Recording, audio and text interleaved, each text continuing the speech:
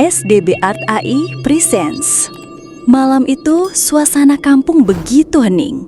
Angin hanya berhembus pelan, membawa aroma tanah basah setelah hujan sore tadi.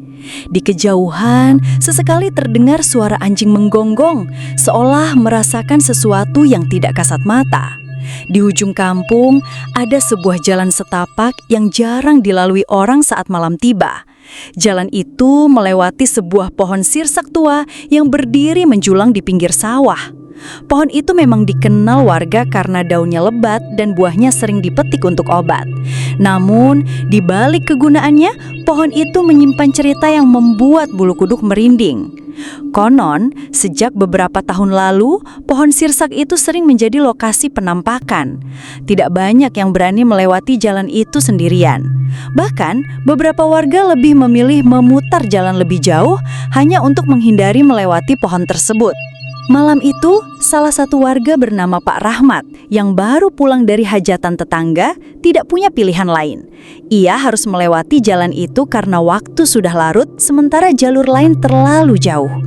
Dengan langkah tergesa, ia berjalan menembus gelap malam, hanya ditemani lampu senter kecil yang sinarnya redup. Dan di sanalah cerita ini dimulai. Pak Rahmat melangkah pelan, menyusuri jalan setapak yang mulai becek karena sisa hujan sore tadi. Suara gesekan sandal dengan lumpur terdengar jelas di telinganya. Sesekali ia menyorotkan senter ke arah pepohonan, memastikan tidak ada hewan melimpas. Ketika jarak tinggal sekitar 10 meter menuju pohon sirsak itu, bulu kuduknya mulai berdiri tanpa sebab. Udara yang tadi terasa dingin, kini berubah jadi lebih menusuk, seolah ada yang mengawasi dari kegelapan. Pak Rahmat mencoba menenangkan diri. Perasaan aja kali. Gumamnya berusaha menepis rasa takut. Namun, langkahnya tiba-tiba terhenti. Dari arah pohon sirsak terdengar suara lirih, seperti suara tangisan seorang wanita. Samar, tapi jelas. Suara itu terdengar seakan-akan keluar dari balik dedaunan pohon tua itu. Pak Rahmat langsung menyorotkan senter ke arah sumber suara. Tapi anehnya, hanya ada batang pohon dan ranting yang bergerak pelan karena angin. Tidak ada siapa-siapa. Jantungnya mulai berdegup kencang. Ia mempercepat langkah, ingin segera melewati pohon itu. Tapi baru beberapa langkah, suara tangisan itu terdengar lagi. Kali ini lebih jelas, seperti tepat di samping telinganya. Pak Rahmat pun berhenti, tubuhnya kaku. Perlahan ia menoleh ke kanan, dan di sanalah ia melihatnya. Di bawah cahaya remang senter itu, tampak sosok wanita berambut panjang. Wajahnya pucat, berdiri tepat di samping pohon sirsak itu. Matanya hitam legam, menatap lurus ke arah Pak Rahmat. Pak Rahmat terpaku, kakinya seakan menancap ke tanah, tidak bisa digerakkan. Senter di tangannya bergetar karena tubuhnya gemetar hebat. Sosok wanita itu masih berdiri di bawah pohon sirsak. Rambut panjangnya menutupi sebagian wajah, gaun putihnya lusuh, sobek di beberapa bagian. Anehnya, meski angin malam cukup kencang, rambut sosok itu sama sekali tidak bergerak. Assalamualaikum. Suara Pak Rahmat terbata. Tidak ada jawaban, hanya tatapan kosong dari sosok itu. Namun pelan-pelan mulutnya terbuka, terdengar suara isakan yang berubah jadi tawa lirih. Pelan tapi menusuk telinga. Pak Rahmat ketakutan. Ia mundur beberapa langkah sambil tetap menyorotkan senter. Tapi sekejap kemudian, sosok itu lenyap. Jantungnya hampir copot. Ia menoleh ke kiri, kanan, belakang, kosong. Tidak ada siapa-siapa. Hanya suara jangkrik yang terdengar. Dengan langkah terburu-buru, Pak Rahmat mencoba melewati pohon itu. Namun tepat saat ia melintas, bau anyir darah tercium sangat kuat. Ia menoleh sekilas ke pohon sirsak dan hampir pingsan. Sosok wanita itu kini tergantung di dahan pohon. Lehernya terlilit kain panjang seperti tali, tubuhnya berayun pelan. Dari mata hitamnya mengalir darah segar menetes ke tanah. Pak Rahmat menjatuhkan senternya. Dengan tubuh gemetar, ia berlari sekuat tenaga, tidak lagi menoleh ke belakang. Napasnya memburu, jantungnya seakan mau pecah. Dan malam itu, Pak Rahmat resmi menjadi saksi penampakan menyeramkan di pohon sirsak itu. Keesokan paginya, Pak Rahmat tampak pucat ketika duduk di warung kopi milik Pak Darto. Tangannya gemetar memegang gelas, matanya merah karena semalaman tidak bisa tidur. Beberapa warga yang biasa nongkrong ikut memperhatikan. "Loh, Rahmat, kamu kenapa? Kayak orang habis ketemu setan aja," celetuk Pak Darto sambil setengah bercanda. Pak Rahmat terdiam lama, tapi akhirnya ia menceritakan kejadian semalam. Suasana warung yang tadinya riuh langsung hening. Semua menatap serius. "Pohon sirsak di tikungan itu?" tanya salah satu warga, Mas Joni. Pak Rahmat hanya mengangguk pelan. Seketika beberapa warga saling pandang. Ternyata bukan hanya Pak Rahmat yang pernah mengalami kejadian aneh di sana. Ada yang pernah melihat bayangan putih melintas di balik pohon saat lewat tengah malam. Ada juga tukang ojek yang sering merasa motornya berat tiba-tiba, seakan ada yang dibonceng. Bahkan seorang ibu mengaku sering mendengar suara tangisan perempuan saat menjemur cucian dekat rumahnya yang tidak jauh dari tikungan itu. Cerita-cerita itu akhirnya menguatkan dugaan kalau pohon sirsak tersebut memang dihuni sesuatu. Pak Rahmat semakin yakin apa yang ia alami semalam bukan sekedar halusinasi atau mimpi buruk. Dan sejak cerita itu tersebar, warga mulai takut melewati tikungan pohon sirsak selepas maghrib. Jalan jadi sepi, bahkan ojek online enggan menerima orderan ke arah situ. Teror itu perlahan bukan hanya menjadi kisah Pak Rahmat, tapi juga ketakutan seluruh kampung. Sore itu, beberapa warga berkumpul di rumah Pak Rahmat untuk ngobrol lebih jauh soal pohon sirsak angker itu. Obrolan berlangsung serius, tidak seperti biasanya. Pak Joni yang paling tua di antara mereka akhirnya buka suara. "Kalian tahu nggak, dulu sebelum pohon itu besar, pernah ada kejadian di tikungan itu," katanya pelan. Semua menoleh ke arah Pak Joni. Sekitar 15 tahun lalu, ada seorang perempuan muda, namanya Sulastri. Dia masih tetangga jauh kita, tinggal di kampung seberang.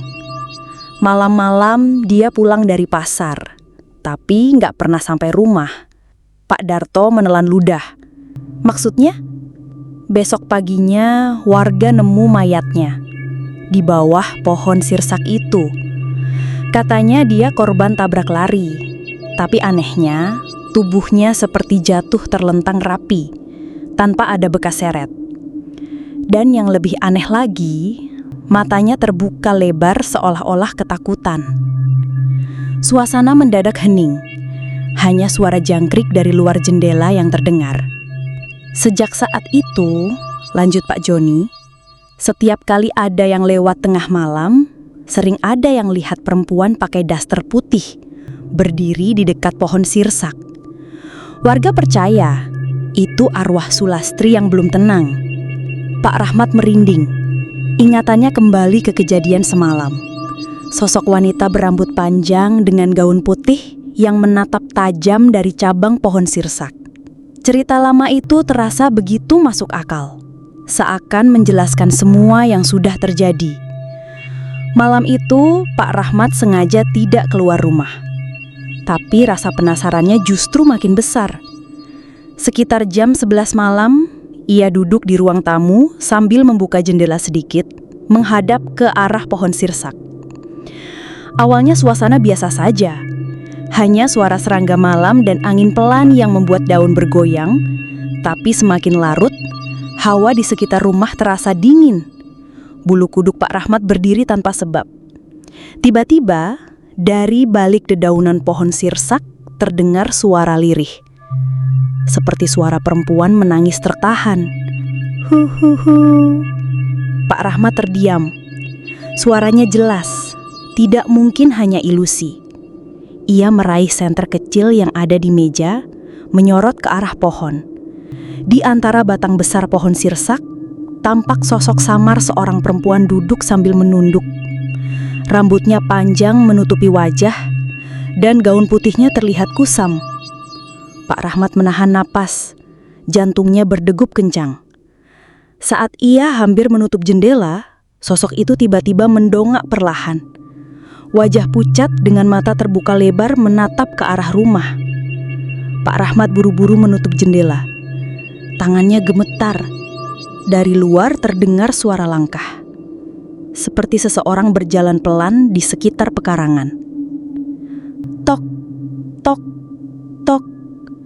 Suara ketukan terdengar di pintu depan. Pelan tapi jelas. Pak Rahmat hanya bisa membaca doa dalam hati, tidak berani mendekat. Ketukan itu berhenti. Namun suara tangisan kembali terdengar, kali ini seperti tepat di depan pintu rumahnya. Sejak malam Pak Rahmat mendengar tangisan di depan pintu, suasana kampung jadi berubah. Besok paginya, ia coba cerita ke tetangganya, Bu Ati. Awalnya Bu Ati tidak percaya, tapi wajah Pak Rahmat yang pucat dan nada bicaranya serius membuat ia sedikit ragu. Beberapa malam berikutnya, ternyata bukan cuma Pak Rahmat yang mendengar. Anak-anak muda yang biasa nongkrong dekat warung kopi juga sempat melihat bayangan perempuan berdiri di bawah pohon sirsak. Rambutnya panjang, tergerai, tapi saat didekati, sosok itu hilang begitu saja. Kabar mulai menyebar pelan-pelan. Ibu-ibu jadi takut keluar rumah malam-malam. Bahkan ada yang bilang mendengar suara langkah kaki di atap rumah, padahal tidak ada siapa-siapa. Suasana kampung yang biasanya tenang, kini berubah jadi mencekam setiap kali malam datang. Pak Rahmat semakin yakin bahwa sosok perempuan itu bukan sekadar halusinasi, melainkan benar-benar ada. Tapi anehnya meskipun sering terlihat, tidak ada yang merasa diganggu secara langsung. Seolah-olah hantu itu hanya ingin menunjukkan keberadaannya. Akhirnya, para warga sepakat untuk tidak membicarakan sosok itu terlalu jauh. Mereka hanya bisa berdoa dalam hati agar kampung tetap aman. Namun satu hal yang pasti, sejak saat itu, pohon sirsak di ujung jalan tidak pernah lagi dipandang sama oleh warga. Semua orang menghindar setiap kali melintas, apalagi saat malam hari. Seiring berjalannya waktu, penampakan di pohon sirsak mulai jarang terlihat. Pak Rahmat masih sering teringat malam ketika ia mendengar tangisan itu tepat di depan rumahnya. Tapi setelah beberapa minggu, suasana kampung perlahan kembali normal. Pohon sirsak itu tetap berdiri di ujung jalan, tapi warga sudah paham satu hal. Mereka harus menghormati tempat itu. Tidak ada lagi yang iseng nongkrong di bawahnya saat malam, tidak ada lagi yang mencoba menantang atau mencari-cari keanehan. Pak Rahmat sendiri memilih untuk lebih banyak berdoa sebelum tidur, sekadar menjaga hati tetap tenang. Setiap kali melintas di jalan itu, ia akan mempercepat langkah, sambil dalam hati membacakan doa. Meski kejadian itu perlahan mereda, namun rasa was-was di hati warga tidak pernah benar-benar hilang. Pohon sirsak itu seakan menjadi pengingat bahwa dunia yang tak kasat mata memang nyata adanya. Dan terkadang, mereka ingin menunjukkan keberadaannya. Malam-malam kembali tenang, tapi bagi yang pernah melihat atau mendengar langsung, kejadian itu menjadi pengalaman yang sulit dilupakan. Demikianlah kisah penampakan hantu wanita di pohon sirsak yang sempat membuat resah warga kampung. Kejadian seperti ini bisa menimpa siapa saja, di mana saja, tanpa bisa diprediksi. Dari cerita ini kita bisa belajar bahwa dunia gaib itu memang ada dan terkadang hadir hanya untuk menunjukkan eksistensinya. Jangan pernah menantang atau meremehkan tempat-tempat yang dianggap angker karena bisa berakibat buruk. Selalu jaga hati dan ucapan, serta perbanyak doa agar kita selalu dalam lindungan Allah Subhanahu wa Ta'ala. Ingat, rasa takut yang kita alami bukanlah sekadar karena makhluk gaib, tapi juga karena kita menyadari betapa kecilnya manusia di hadapan ciptaan Tuhan. Semoga cerita ini bisa menjadi pengingat bahwa selain dunia nyata yang kita lihat, ada pula dunia lain yang hidup berdampingan dengan kita. Terima kasih sudah mendengarkan kisah ini. Jangan lupa support channel ini agar kami bisa terus menghadirkan cerita-cerita horor nyata berikutnya. Sampai jumpa di cerita berikutnya. SDB Art AI pamit. Bye-bye.